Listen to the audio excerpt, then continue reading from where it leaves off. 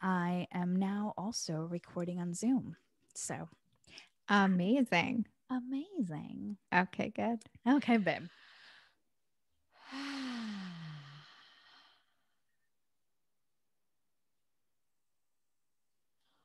Welcome to my Badass Recovery podcast. My name is Alyssa, And I'm Pamela. and this is our very first episode that we are recording for you. Be So, kind with first, us. exactly. We're So, two beautiful scared birds here. yeah, there's some fear because we're here to talk to you about something really important to us. So, this first episode is just us getting to know you and you getting to know us. So, first, relax. If you're cleaning, if you are window shopping, if you're walking, it doesn't matter where you are. We're going to take the best care of you.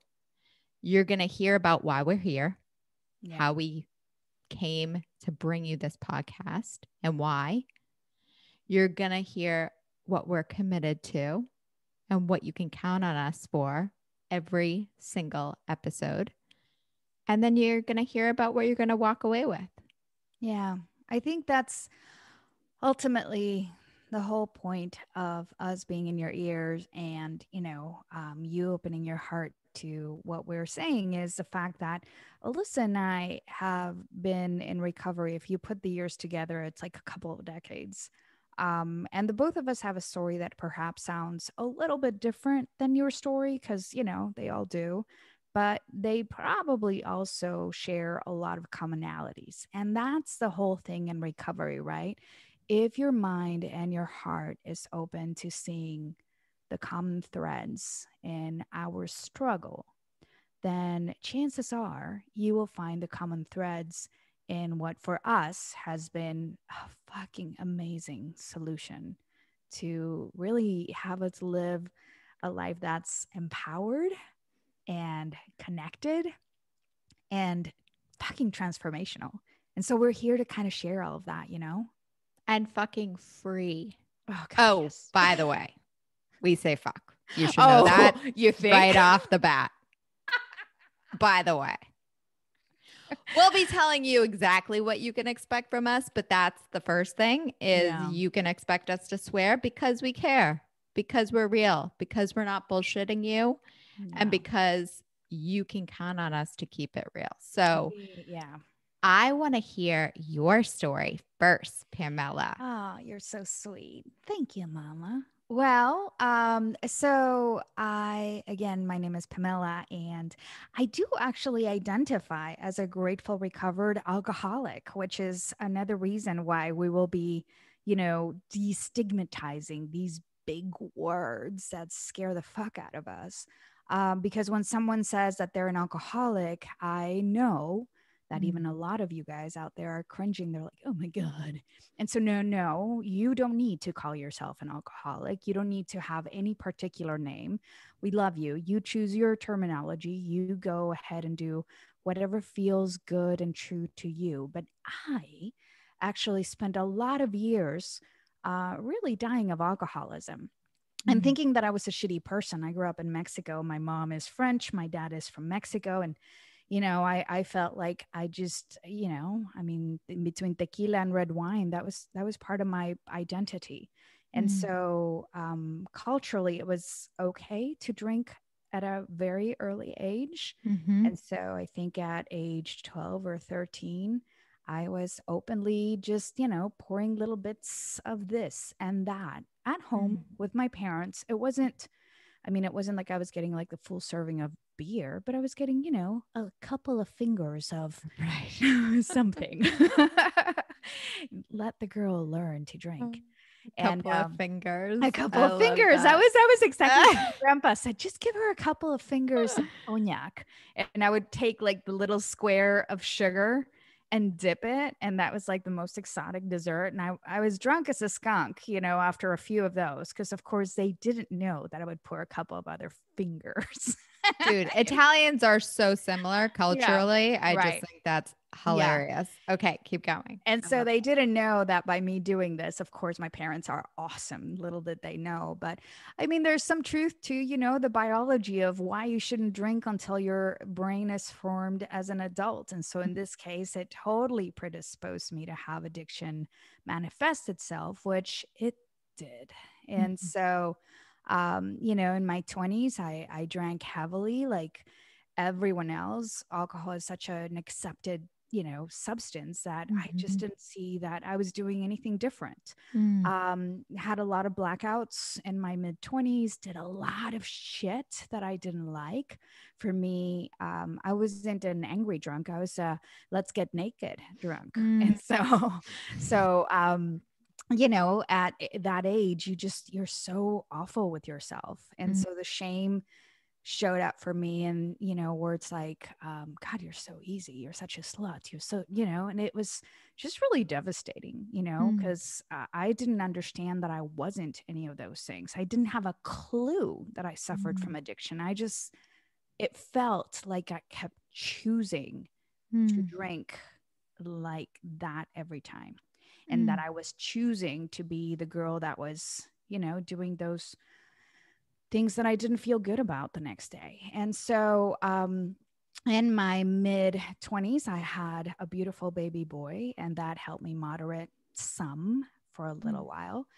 But I then picked up that little boy and moved to the US, where people drank very boringly.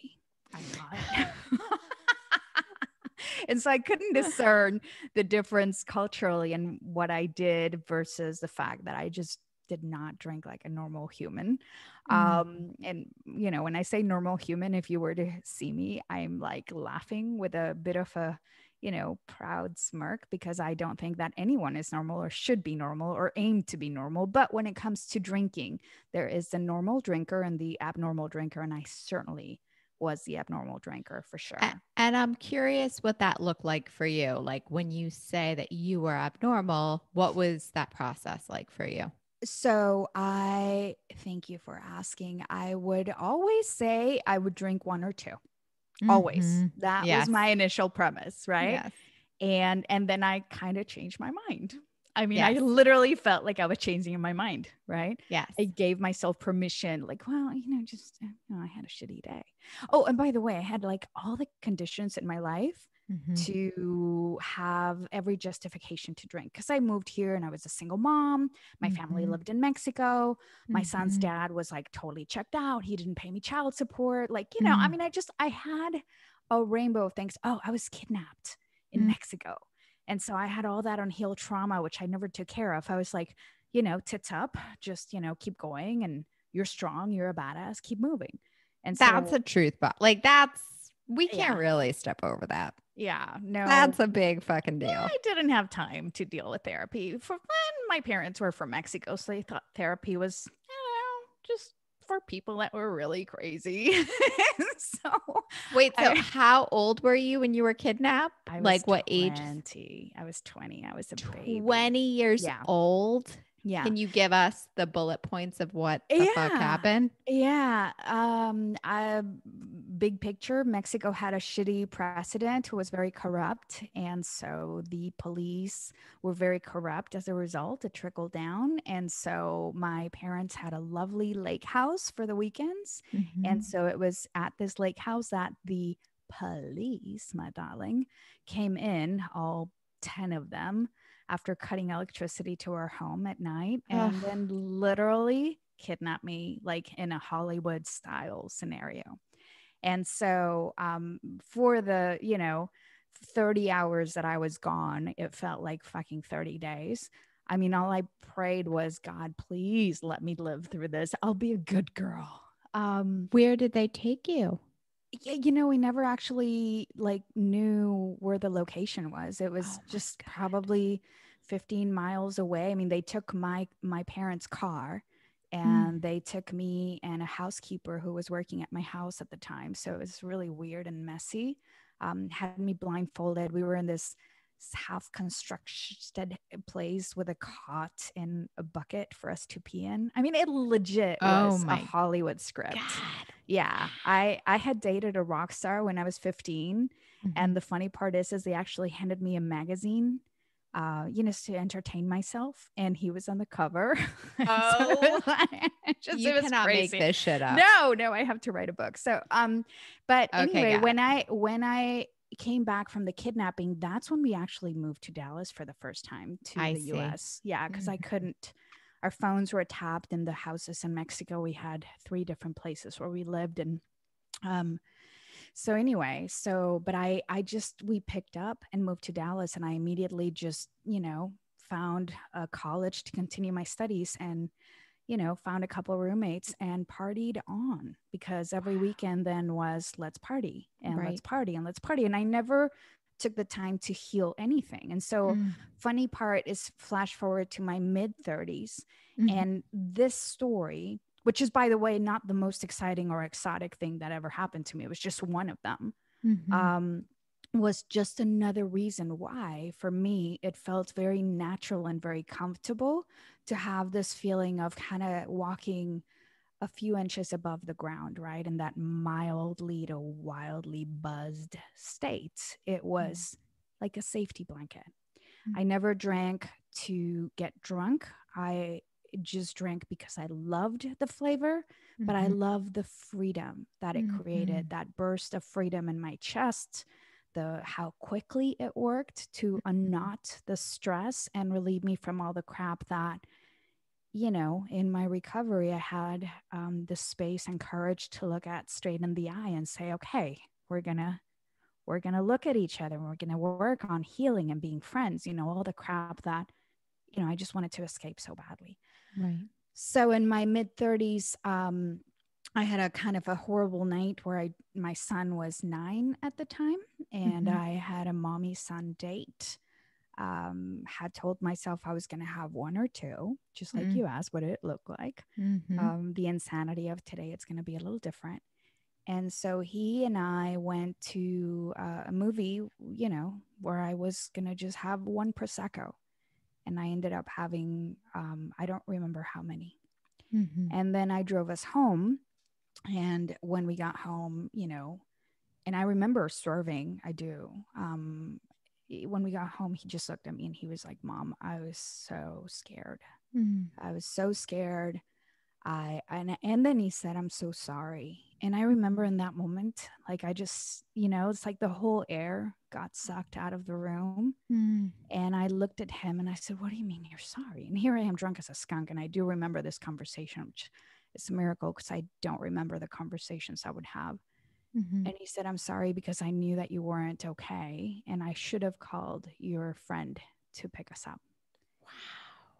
And I just remember the feeling of love that I felt for him and hatred that I felt for me. Yeah. It literally, in that moment, I wanted to die, Mhm. and I knew that I couldn't do this anymore. Mm. And so the next day, I showed up at my first meeting. I didn't know what Mhm. to do. And because there's so much shame and stigma and lack of information, it wasn't like I could openly, Mhm. and this is 2009. There wasn't any social media or so many of the resources that we have available today. It was like you either go to AA or you go to AA. I mean, that's Right. about it. And so I did. I went to AA, and for me the process was exactly what I needed, because I have two different stages of my recovery that I believe are so different and so powerful and so perfect. The first one began then. I did my 12 steps. I got a sponsor. I kind of did everything exactly as outlined in the Mhm. book, very Mhm. black and white. Mhm. Did not, by the way, do any additional healing. And Mhm. even though it didn't come to my awareness at the time, I now see very clearly that all I did was focus on my recovery from alcohol. I Right. didn't really understand that there was so much more to heal. Right. I didn't have the words for it. I didn't have the language. I didn't have any resources. And so That was probably the best that you could do at the time. Absolutely. And even though a part of me wishes that I had addressed other things, I'm also a firm believer than, looking back and saying, I wish that. I mean, fuck it. It is what it is. It was Yeah. perfect. It was just as it had to be. Well, Yeah. as it turns out, 5 years of very black and white, sobriety, recovery, I did feel happy and Mm-hmm. I felt somewhat free, Mm-hmm. but I didn't really feel like I do now. And I'll tell you Mm-hmm. what that is now. Yeah. And so I married once, didn't work out. I married twice. And in that second marriage, oh, yeah, I collect husbands. You need to know that. Um, and, uh, and, um, and it's awesome. And in that second marriage, I, I married a man who was also sober. Mm. And I got really busy. My life got so busy, and I had 5 years of sobriety at that Mm. point in my life. I was in my mid 30s. And I thought, no, yeah, I was in my mid 30s. I really don't need to do all of this stuff to stay sober. I mean, I'm good. This is just so much. And I stopped, like legit from one day to another, I stopped. Wow. And I am literally a cartoon of consequences of what happens to someone who truly suffers from addiction. Because once you get disconnected from, the power, the set of divine, in my case, connection that keeps me sober, and Mm-hmm. all of the way that meant in my life, I started to get really uncomfortable. Mm. And I didn't have a way to deal with that uncomfortable. Mm. And so, very quickly, I found myself sitting in a parking lot of CVS, guzzling down 4 little onesie bottles of warm Chardonnay. Mm.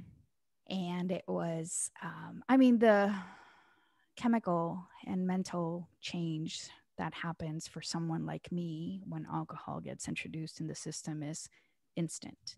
And Mm-hmm. at the beginning, it feels like relief. At the Mm-hmm. beginning, it feels like magic, Mm-hmm. because I was like in that parking lot and I was like, wow, I'm back, baby. With the warm Chardonnay. Yes, yes, That's how yes. you With know the you're alcoholic. Because I'm like, yeah, I get that. Like, meanwhile, it's like the grossest thing ever, disgusting, to, disgusting. to Yeah, somebody who's not like us. yeah, For sure. yeah, yeah. Yeah, this was not me sitting in a bar dressed like, Fancy yeah, how we yeah, picture the with a sexiness pink of it. martini. No, Yeah, this no, this ain't sexy. no, no, it This was is not. CVS, This was warm CVS, Chardonnay and it by felt like yourself, heaven. guzzling. Yeah. Okay, great. So, but the funny part is I kept lying to myself, which I know is basically how my addiction manifested itself. And I was like, I've done this. I'm surely I'll be able to moderate this time. And so here I am guzzling down the Chardonnay, Right. knowing in my heart I'm losing what has allowed me to do everything wonderful in my life in the last 5 years. And rather than being like, oh shit, how do I get back? I was like, might as well try all those new beers that, have come out since I got sober, because that was where all the European beers like arrived to the US. Mm. And, French me was like, oh, look, let's go and get a Stella Artois. Mm. And so at the beginning, it didn't feel like a big deal. But soon it started to become a dragon in my life. And so to make a long story very short, I started to try to get sober probably within, a week or so. And it took me 2 years. Wow. And every fucking day, Alyssa, I tried. Mm. Every day I tried. And, again, for someone like me, information is not enough. And Mhm. I frustratingly would look at myself in the mirror, blot shut eyes. My husband, it took him a little while to connect the dots, but when he did, it was very hard on him. He kept Mm. saying, this is not our agreement. Like, we're two sober people. And I was Mm. like, but in sickness and in hell, in sickness and in health, honey. And he was very sweet and he tried to help me. He really did for a long time. But eventually, I mean, when you're in that position, I can't judge him. I mean, he was going to sink. And Yeah. so one day he packed his bags and he left. Yeah. which at the time felt like awful. But now that I look back, I'm like, that's probably the healthiest thing he could have done for himself. And what we do to others that we love, the manipulative nature of our disease Yeah. that is such a like a symptom, it's a Mhm. component, right? Yeah. Of like you saying, in sickness and in health, babe, Right. right? Yeah. That Right. manipulation. And Oh, for sure. that's, Yeah. that's not your choice. That's your disease.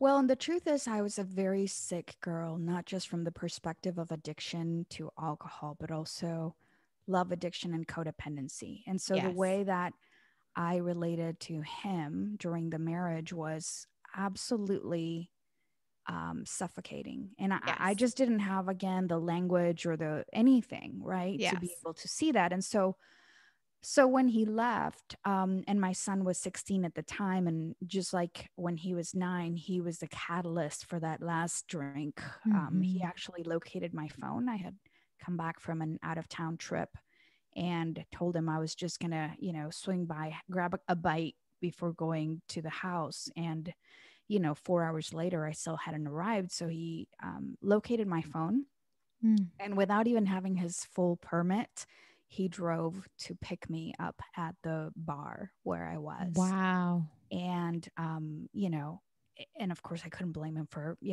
scratching my car on the way there. And that was, again, just another moment where I was like, what the hell? Mm. And so this time, in order to get back, I had to again go back to basics. Mhm. Again, put down the gloves, which was very Mhm. hard. We'll talk more through the episodes of what that means. My ego had to be put on the side, even though that's a phrase that used to make me cringe. We'll break that down, what that means, what that looks like for people like us, like me. Um, and I also became active in addressing other aspects of my recovery. So, yeah, I worked with a sponsor, someone who had relapsed many times. We started to address the shame, which I Mm. believe is one of the biggest topics that we will discuss, because that was a little fucker that kept me stuck. Mhm. And then I decided to, in this new sobriety, I made a very clear decision. I was like, I'm not going to do it just black and white this time. And I'm not going to heal the whole drinking part, but let all the other demons continue flying around me and, choking me to death. Mm. And so then I got busy addressing my unhealed trauma after the kidnapping, the Mm. PTSD. And then I started Yes. to address the codependency, which is funny because I'm actually still working on that. Um, and even though I didn't at the time have language for the things that I know now were Mm. issues, I knew that I this was going to be a forever process of healing and learning and, Yeah. releasing and shit. And so I hired a coach. I fell in love with recovery in a different way. And now, to be frank, it's the most badass, sexy, and powerful part of who I am as a Mm. human being. I love being Latin. I love being short. I love being curvy. I love my brown eyes.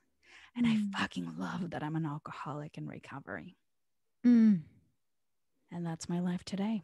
I became a coach, and I know that there's nothing that I love more than to tell my story, all the bits and pieces, because I have found such a tremendous new life because of that story. Mm. The end. Wow. More like the beginning. The beginning. Dun dun dun.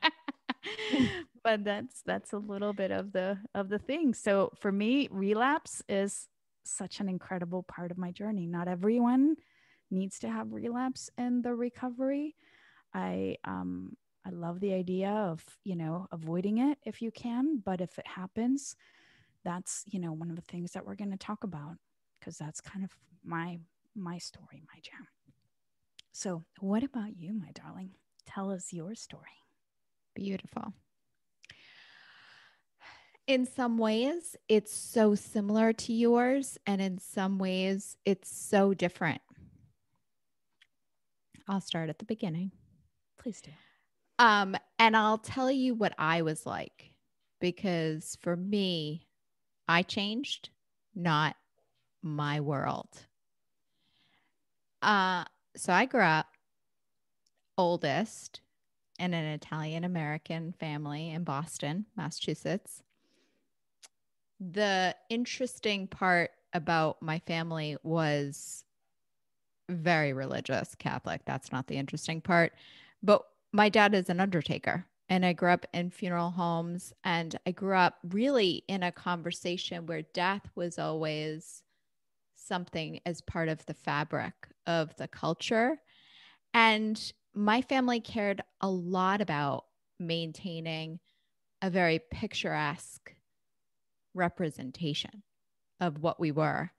And I was somebody who was always just very, very fearful. I remember when I was so young, just being in this conversation with God, right? Because I used to pray. I prayed about everything. And I would pray every single night, God, forgive me for being bad. And that Oh, was my inner dialogue. It was always about what I did wrong, what I messed up, what I could have done better. And so there was this voice that was always yelling at me. And I would find refuge in many different activities. I would find refuge in my relationships with my friends. Like I clung on to people who I thought looked like they had it all together. yeah. And I found refuge in dancing because when I was moving and I was a gymnast, so I was always very connected with my body. When I was moving, I wasn't in my head. And so I would spend hours dancing to my dad's cassette tapes like Motown and Bob Marley. And that was my safe space. Hmm. And then eating sugar. I loved the feeling I had when I ate sugar because it was like this high that I got and the game of getting it and stealing it and cheating and seeing how I could manipulate my younger siblings to get what I wanted. That whole game was a high for me. By the way, I just want to say, because the listener doesn't like know your face that well, but you are this gorgeous creature with brown Italian eyes. And I can just imagine you at that, just all thin and like dancing with Motown and doing Oh that my thing and the God. twinkle in your eyes, you Hours, steal the lollipop. That's awesome. hours, You're like a hours. character in Isabel Allende, Right. It like, was like, yeah. and the thing for me was like I as much as I had refuge in those different activities, I always felt alone. I Mm. always felt like there was something else other people figured out about friendship and relationship and something else people had that I didn't because it just seemed like other people were much more comfortable in their skin than I was. And I think that's part of what I had conversations with God, which was this relationship I had to something that was outside of my mind when I was very young because I just felt so trapped in my thinking. I think that one of the common feelings of every single story that I've heard of people like you and me who struggle, with some form of addiction is how awkward and separated we felt when we were kids. Like everyone else had a game plan and we hadn't gotten the memo. Exactly. Yeah. And it wasn't until I had my first drink when I was 14 years old and very similar to you, where it was just this elusive feeling where I was confident. I could say what I wanted. Right. I didn't restrict myself. I didn't judge myself. There wasn't this nagging, why did you do that, Alyssa? Why did you say that? All of that went away. And I had that same high I felt when dancing, where I was in my body, I was confident, I was funny. All of a sudden, it was like this miracle connector where I could be myself and be comfortable. And that was everything to me. So it was a solution to the problem I had been experiencing my whole life until that point, which was I'm stuck in a head that tells me I'm bad all the time. And now I don't have to think that way. Yeah. And so for me, opposite of you, which is kind of funny, I am anorexic. So I'm not just addictive with food. I also would control what I ate. And those two things went hand in hand. So I would control everything, under eat, over exercise. If I did overeat, I would uh, act bulimic. I had bulimia through my 20s. I would engage in those behaviors. And then on the weekend, that was my time to let loose because I deserved it. I Right. worked Gave hard. yourself permission. I ate everything right. I did everything right. I was the girl in my family who was the fixer. I always had a smile on. I had one mode. That mode was happy. You never knew if I was sad, upset, destroyed, angry, mad, scared, tired. I was happy. So on the weekend, that was my time to really let loose. And similar to you, I would make promises all the time in my head that I never kept because the minute I had that first sip of alcohol, something else took over. Yeah. And they say when you start to learn about alcoholism, it's a physical craving and a mental obsession. And that was my experience. Even without the drink, I was thinking about the drink all week long. I would plan the drink, Yeah. what I was going to drink, that martini with the olives, and what I was going to wear at the bar when I went there. And this whole elaborate plan, I was consumed in my thinking with Yeah. all the different ways I was going to drink, which disconnected me from everybody. But I didn't really have the awareness of that. I was just living inside of this reality. And so I got to a point where I was 28 years old. At this point, I've learned how to be successful in terms of how to manipulate relationships to work for me, how to navigate a successful corporate career and climb up the corporate ladder. I learned how to look really fit and healthy. And I was about to marry a man that I didn't love. But And it I was the right thing to remember do, right? it was like this moment. We went on vacation, me and this man, with his family and my family. And I just got my master's in organizational psychology. I was like in this totally celebratory mode. And the first night of our vacation, I get absolutely plastered, such that nobody can find me. That's I am awesome. sleeping at the bar with a handful of nuts because that's what I do. I don't go out and hook up because I'm deathly afraid of people mostly. I just eat a bag of M&Ms. So That's I like awesome. sleeping on the bar, drooling with hand in the nuts. The bartender sees my like dad, like, because my dad comes up and he's like, "Oh my God, what is wrong with you?" And the What is bartender wrong is with like, you? "I think you need to take care of her. What is wrong with you?" Right. And here I am just wondering what happened because everything was going great. I'm Mm. here to celebrate. I'm here to relax, and I cannot stop drinking. And I also remember just asking everybody on the trip if they thought I should be with the guy that I was with. Oh my Do you goodness. think we're going to work out? Do you think we're going to work out? It was this total obsession with what everybody else thought, and everybody needed to tell me I was okay for me to think I was okay. And if you didn't tell me I was okay, then I wasn't okay. So let me stop you here for 1 second because I am mind blown at what I'm hearing. The first thing is what comes to mind are two things. The first is, how is it possible that you're having this incredibly empowered, badass, academic life? Because you just said masters of psychological blah blah, and my head is going, because for those of the people out there who think, oh my goodness, people who are alcoholics, whether they call themselves that or not, surely, these are people who just don't have their shit together. And that's not true. Like in your life and in my life, you were doing life beautifully in every other regard. On paper, On paper, yes, yes. Like go. externally. And that's the big, that. So ask me your question because that's the big differentiator.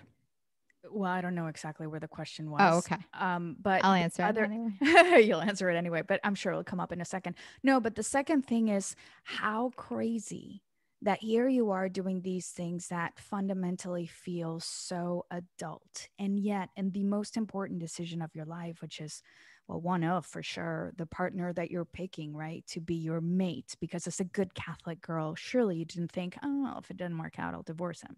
You didn't collect husbands. I didn't start it like that, by the way, either, but raised Catholic as well, good, bad, Mm, worthy, unworthy, you go to mm, hell or to heaven, depending right. on what you do. So Right. this really probably felt like for me such a, moral failure of, gargantuan proportions.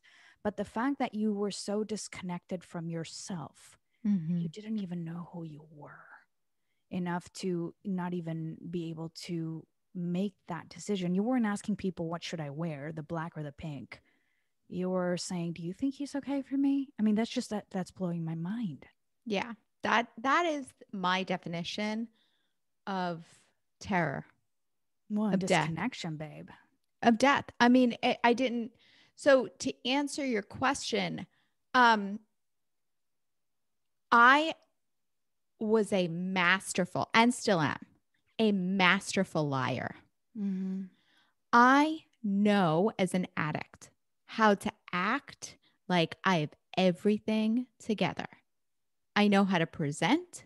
I know how to be fake. I know how to manipulate what you think about me. I know how to work really hard and succeed. I know how to do all of those things. Right. And that has nothing to do with how terribly alone and disconnected and sad and stuck I was inside. Yeah. And that disconnect, that Jekyll and Hyde, that presenting one thing and being something else was why I didn't know who I was. And I love that you're telling us this part of your story, which feels so heavy and so hopeless and so dark and so difficult. That's what we mean when we say we're going to share a story vulnerably and openly, because there's probably a couple of people out there listening to you and going, holy shit, how is she talking about herself being a manipulator and a liar and blah, blah. And, even and saying like, even today I can do that. Look, I think that the beautiful thing is when you have a new life, and I'm staring at her and she's the most badass sexy bitch you have seen, and I know her, and this woman, every time she walks into a room, like something shifts because she carries herself with such elegance and grace and all of it. And so I'm hearing your story and I'm like, I'm imagining that and the pain. But when you tell your story vulnerably, knowing that you had something shift so crazy. So Yeah, that's not even a word, so crazily. Anyway, so powerfully, and your life has been transformed, then you can feel comfortable sharing how you felt because it's the before and after, right? exactly. And owning the dark Yeah. lets me be free Yeah. in it because I still, my default reaction is to lie, is to get out of something, is to run. And being sober, I don't have to act that way anymore. So I'll speed up and tell you how that happened to me, how that transformation happened for me. Mm-hmm. 28 years old, I can't marry this man. I saw my life flash before my eyes. I saw drinking. I saw marrying a man I didn't love. I saw all the things I was hiding in the back end, controlling what I ate, over exercising, living a lie. And I got scared. And I started looking around in the self help industry for a solution for other people, again, who were doing it right, quote Now, did, unquote. did you at the time understand that you were struggling with addiction? Did you even have No, an I had understanding of what the no, fuck I that didn't, I was? would not, what I called it was I wanted more balance in my life. That's awesome. I wanted to stop feeling so overwhelmed Mm-hmm. and I wanted more balance. That's what I called it. Yeah, I wanted more willpower. Exactly. Yeah, Right. So it's perfect to want what we don't have, but I didn't understand what that meant. right. Yeah. So my story led me to a life coaching company, international life coaching company. I didn't know what life coaches did. I got a discounted session in 1 hour. my coach showed me the difference between what I was thinking and what I was doing. Mind blown. Lack of integrity. Total lack of integrity. Was complaining about this man, had a list on him from here to Sunday about how he was lethargic, he was not happy, he was not fun, he didn't like my drinking, and I didn't love him. I had no connection between what I thought. Mm-hmm. And so that illumination of I'm living a lie. Wow. I didn't know I was lying. That's how denial works. We're not trying to be liars. I'm living in a reality. I'm just trying to make it. So in this one session, this coach like literally puts a mirror up to your face and like shifts things for you. Mind blown. That's when I started to tell the truth about bulimia. I started to tell the truth about these behaviors that I was engaging in on the back end behind closed doors. Right. And I made a promise. This takes me into the next phase of my life, which was learning the skills of life coaching, which are great life coaching skills. So I made a promise to my family that I would stop engaging in behaviors, bulimia. And I said to them publicly, if I do it again, I'm going to tell you. And And you I dropped the dude, right? dropped the dude. I totally dropped the dude over time. Like it was like the most loving relationship. I had to go back. I did amends. We'll talk about that. But I told my family, I made them that promise. And I had to actually keep it once because I engaged in bulimia one more time. And seeing the faces of them was enough for me to stop. And so I was able in many areas of my life to make promises and go public with those promises and have the consequence of being public about it stop a lot of behaviors. And I fell in love with life coaching. Right. So I trained to be a life coach for 2 years with this company. I left my job when I graduated. I moved from Boston to New York. I got my dream apartment. I'm sitting there thinking, I made it. I'm here to fall Hang in on. love. I'm here. I'm going to ask you what probably everyone is wondering. Were you still drinking? Yes. Awesome. So here's where my story gets really funky. For the next 3 years, I learned how to be a life coach, just like I learned how to do everything. I learned a superficial process and then I learned how to talk about it. Except the problem was I was still lying because I would make myself promises all the time about alcohol I didn't keep. And how I made them was really insidious. I would say, I'm going to have 2 drinks, and I would go to the bar and I would have the bartender add extra shots. I was so sneaky. Oh my God. I was so sneaky. I would go to sporting events, say I had to go to the bathroom, leave and take swigs, down drinks on my way to the bathroom so I could have a buzz. I would go out to restaurants and I would find the drink with the highest alcohol content so that I could say I kept that one drink and I wouldn't eat anything. So I felt a little bit high. It was the same shit.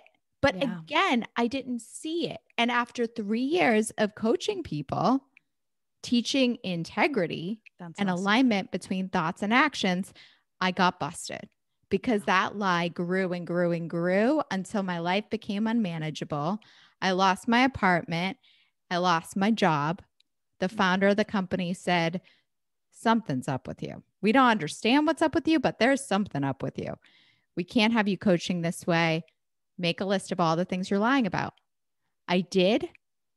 I did it at Burning Man. I came back from Burning Man. I sent my lie list to the executive team. It was all the ways I lied about drinking and it wasn't telling anybody. They said I was an alcoholic. I did not agree. They said, you have a choice. You can leave the company, which was the only thing I ever loved. Right.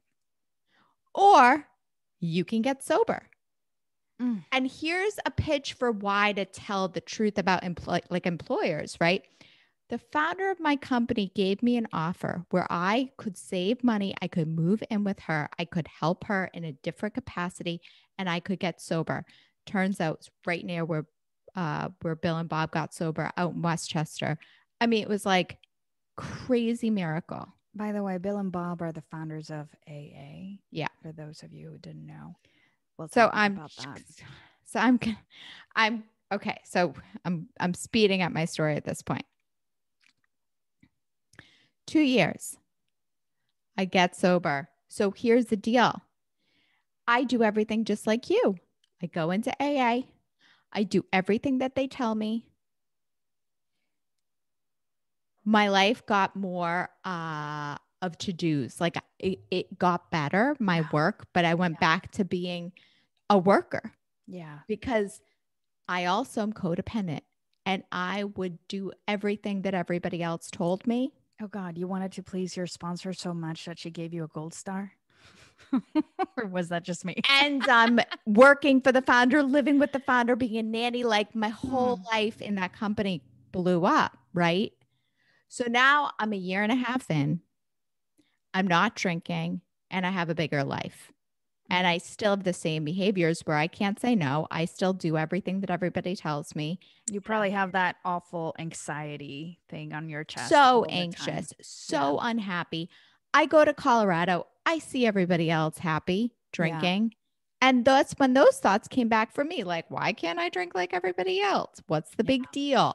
I wasn't really a problem. And like, It wasn't that bad. I wasn't Clearly, that things bad. have changed. So I drink kombucha. Okay. I know in Colorado off the tap, kombucha has alcohol in it. Oh. I drank it. And in that moment, I had the thought, I don't have a problem. I come back, I try to resign from my job. The founder again says, how quick before you get a drink, Alyssa? Ouch. I don't drink, but I just observe my thoughts, and my thoughts were they went to every single bar that I missed, that I hadn't drank at in Boston. And that was the moment.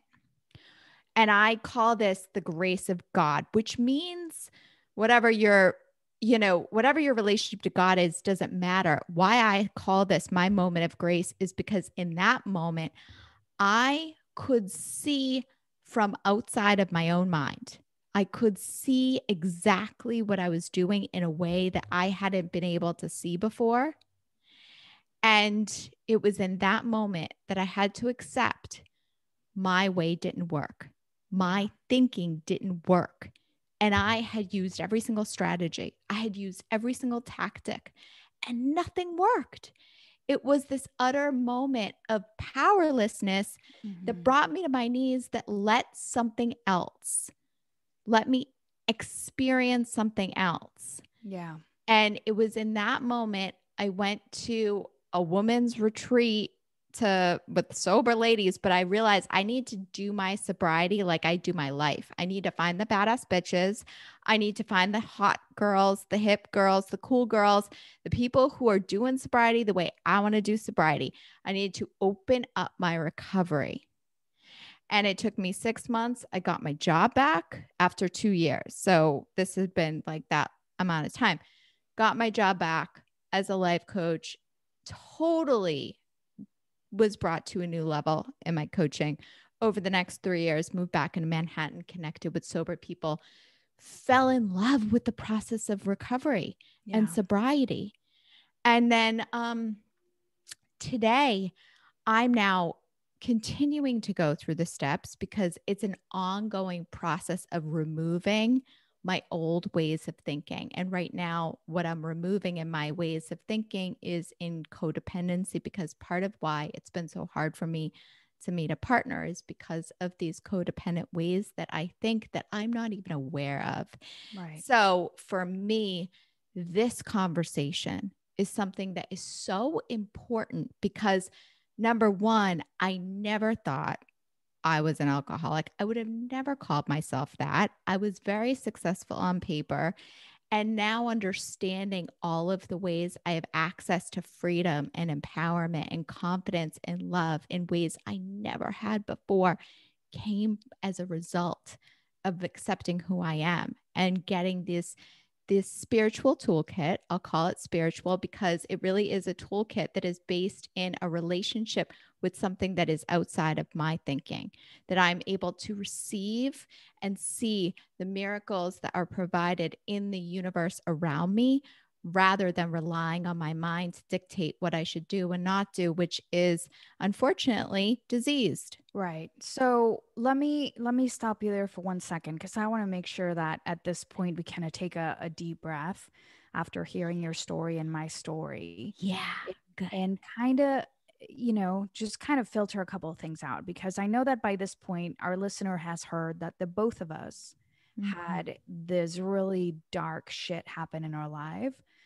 And so, if any of you guys out there are right now in that stage, one of the things that I never heard at that time, which I would have loved to hear, and so now you're hearing it from us, is that being there is so difficult. It's Mhm. so fucking painful, but it's also so fucking needed, right? Like Alyssa wouldn't have had her story be what it is, nor would I, had we not gone through that shit.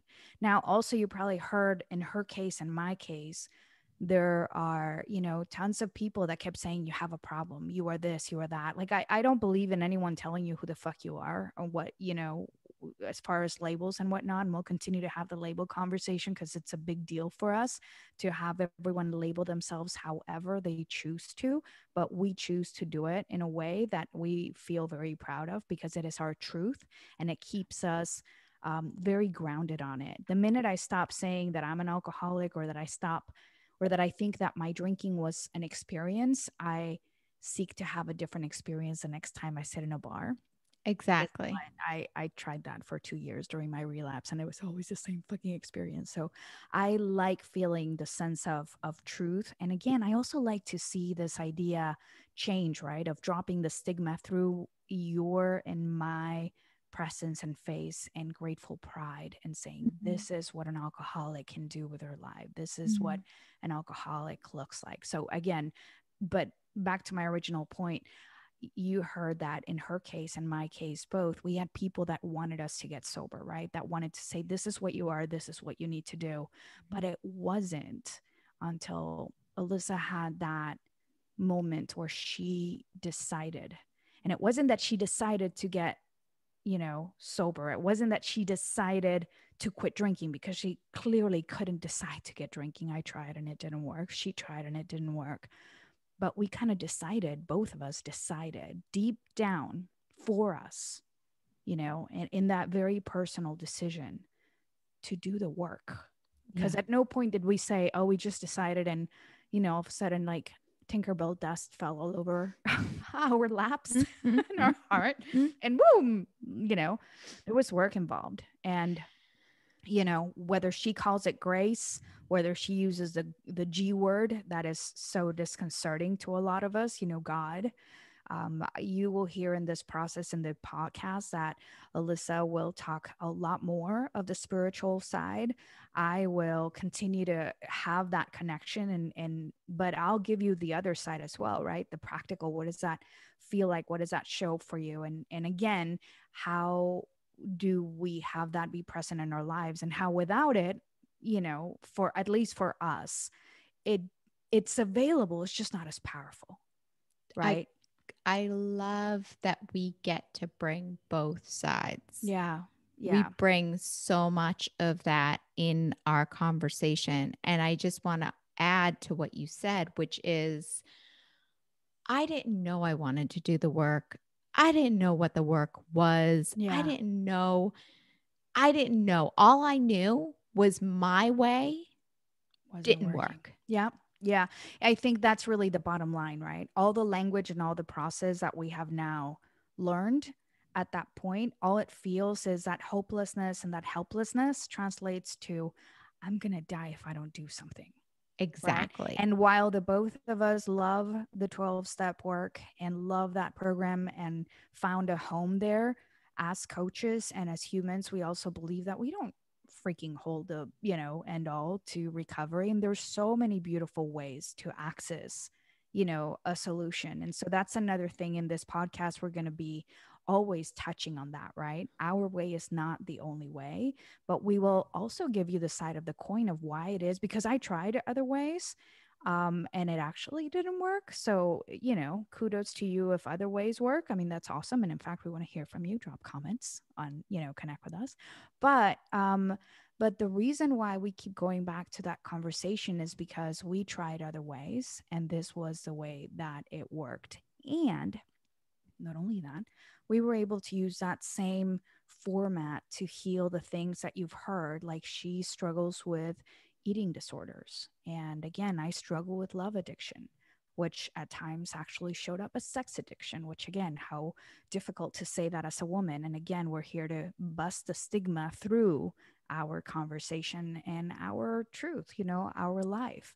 Toxic relationships, codependency, all the crap that if you don't take ownership of your healing, it continues to grow. It's a big ass mushroom that takes over everything, even though you can look so sober and happy on the outside, you know? So that's a good segue for us to tell them what they can expect from us. Yeah, let's tell them. Okay. So we are big believers in having agreements with each other. And we're trying hard to make sure that this is a two-way conversation. Unfortunately, we can't hear your voice right now, but we are going to have all sorts of ways of you guys connecting with us so that you can, as we said in our introduction trailer, have you guys be part of our conversation. We desperately need to change this conversation about addiction and recovery. But in our agreements, which are our promises to you, let me get started because I'm on a roll here, babe. Go, Um, girl. we're going to talk about these big concepts. I think that that's something you've heard, right? We are unfiltered, we're bold, we're brave with our terms, but we are going to be talking about these big items: the sobriety, the recovery, the relapse, the sex addiction, the food issues. I mean, all of these things that as concepts just scare us. We're going to pick one per episode and we're going to kind of piece it apart, and talk about what it was, what it is, and see if it's something that you can identify in your life so you can start your process of transformation and healing as well. We make big concepts simple. There you go. And just to prove she made it simpler than I. Right? Clarity is power, people. Yeah, It for really sure. is. Yeah. So that's our second commitment, is to be crystal fucking clear. Yeah. We will not waste your time. Yeah. We will be here for 45 minutes. Well, We we're will aiming keep for the 40. Yeah, we we're will aiming. we're We're aiming. aiming. We'll keep it 45. We're going to keep these short, tight, and succinct to arm you with the information you need to be empowered. Yeah, the whole idea here is not to chit chat and kind of waste your time. The both of us, have had moments where we're just so on the go and we desperately want to hear a podcast. But in order to get to the meat of it, we have to put up, sorry for the word, but really to put up with a ton of chit chat, which I don't care about your cat. I really don't. I'm sorry. So we're going to try to get into it quickly, right? Because, we value your time. We want you to show up, learn, and then take away those big concepts and big questions. That's the whole thing. We want you to continue asking yourself curiosity, these big questions that we're going to, throw your way. So, we're going to get you to think differently and act differently about your recovery. And whatever that is for you, we're going to lay out the options, because recovery is about options. We're not going to tell you what to do. We're going to give you the options for you to be empowered to take responsibility Yeah. for your path. Yeah. And that's something that both Pamela and I have had the privilege of receiving help from people who were absolutely giants, spiritual giants, recovery giants, Yeah. people who really empowered us with the right tools and the right information. Yeah. I think that when you have those incredible people speak to your heart, that is, again, the inspiration and the information is given to you. And that's such a blessing for sure. but ultimately it's about empowering you to take action, to give yourself permission to truly take what you hear. And whether it's some concept or some question or just some little door that you open in your head and your heart to say, huh, I wonder if this is something that, I need to look deeper into, and it scares the shit out of you sometimes, but I mean, that's the whole thing, right? If you don't take the time, I don't know you, we don't know you, right? We don't know if you're in your 20s or 30s or 40s or 50s or 60s, and we don't know where you are, but in your life, but it wherever you are, asking those questions and getting curious and being brave is exactly where you need to be, exactly what you need to be doing now. There's a reason why you're here with us. Woohoo. And we're going to have fun Mm. because that's something that is so important to both of us. We named this podcast My Badass Recovery because recovery has made us the most Badass. badass bitches. Fucking sexy badass Yeah. bitches.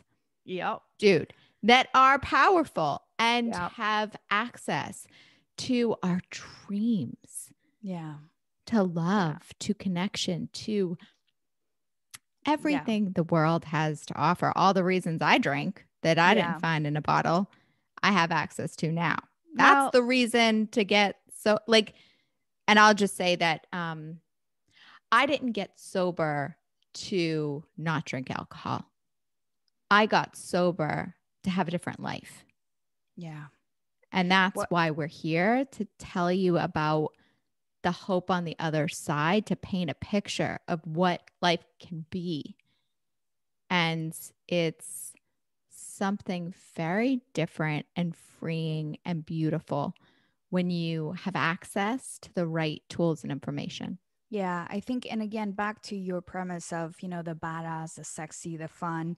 I mean, this episode, of course, we're telling our story, and it's, I mean, our stories were, again, a little heavy because that's what it was, right? And that's what was needed.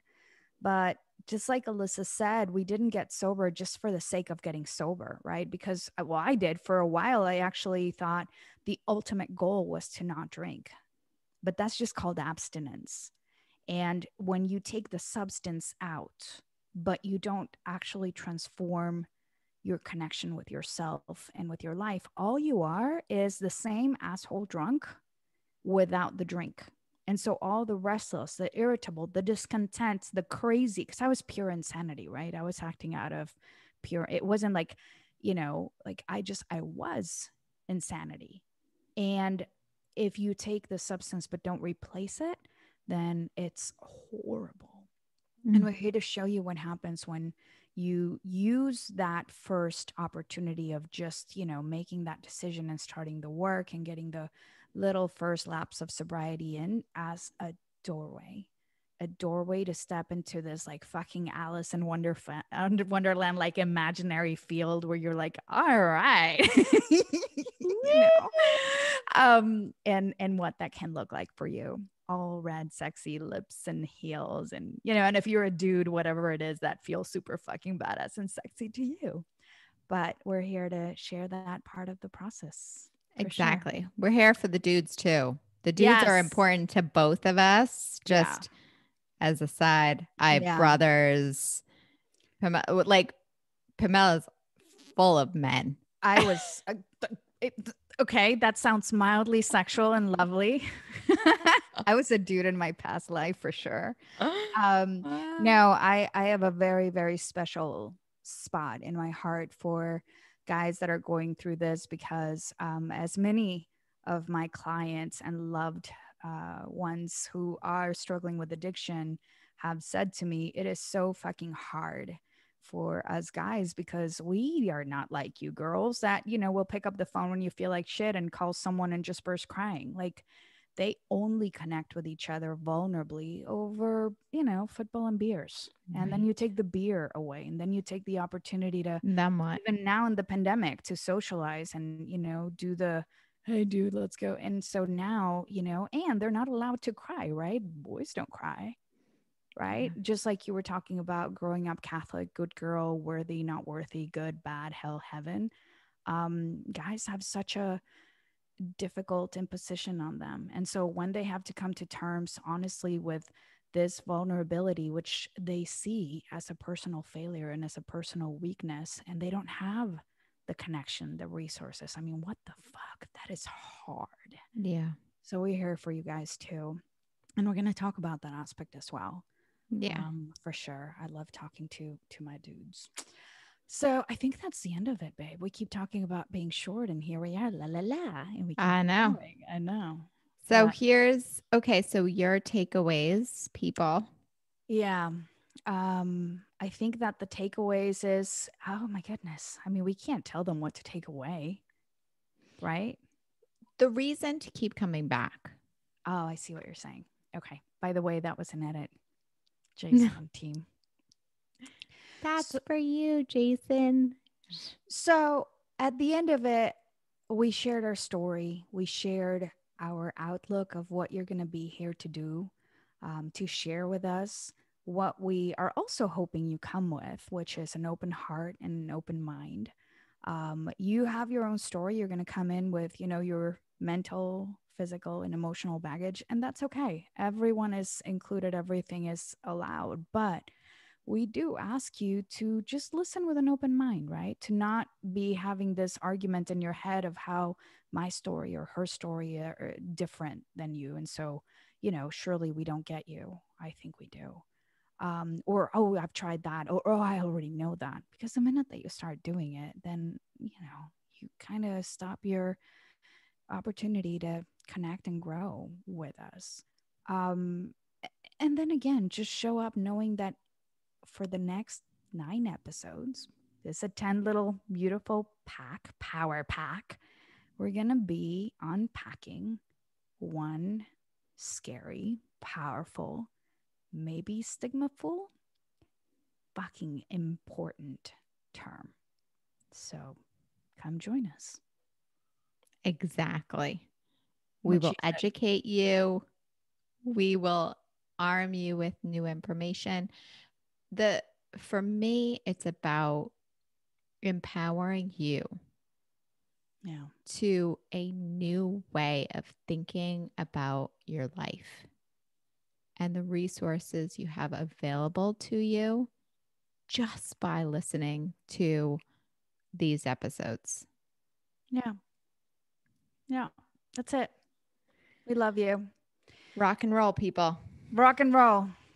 We are Pamela, And Alyssa. and we cannot wait to talk to you soon. Mwah. Okay. I'm going to stop recording on Zoom.